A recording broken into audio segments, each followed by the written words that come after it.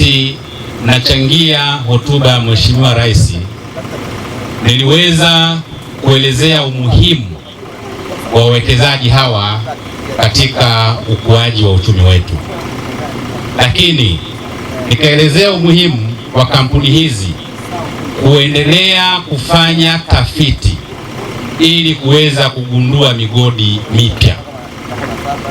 Mimi kwa niaba ya wananchi wa Msalala tunakushukuru sana. Zoezi hili leo unakuja kuzindua helikopta ya mwekezaji Barrick ambaye kwetu sisi ni mwekezaji muhimu sana katika jimbo letu la Msalala.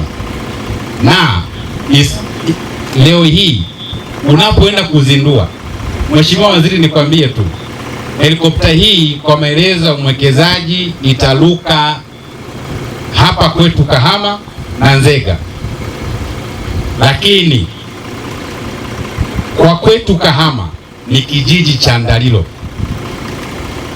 kata ya Ikinda, jimbo la Msalala. Kwa maana hiyo, tunapozungumza hapa, tunapoenda kuanza jitihada za kutafuta mgodi mpya Kahama, tunakwenda kuanza kutafuta mgodi mpya Msalala. Mheshimiwa Waziri, kwa sasa hivi ile kata yote ni kijiji, yaani ni vijijini.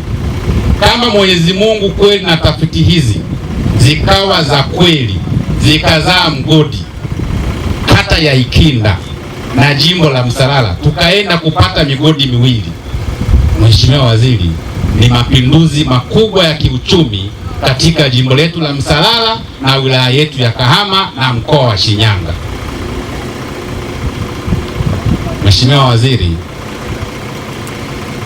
niombe tu hawa ndugu zetu Barrick wameanza kufanya jitihada hizi kwa muda mrefu katika migodi inayoendelea kuendelea kufanya tafiti ili kuhakikisha inaendelea kuwa na uhai wa kuendelea na uzalishaji katika migodi iliyopo. Kwa sisi tunao mgodi wa Bulyanhulu. Tunawashukuru sana Barrick kwa mchango wao mkubwa ambao wamekuwa wakituchangia kwenye CSR, kwenye service levy, lakini kutoa ajira kwa vijana wetu wa Msalala. Leo hii tunapoenda kuanza kutafuta mgodi mpya, leo hii helikopta katika kijiji cha Ndalilo itaruka mita 30, sio chini ya wiki 3. Wananchi wa Msalala watakapoiona hii helikopta wajue serikali ya Daktari Samia iko kazini.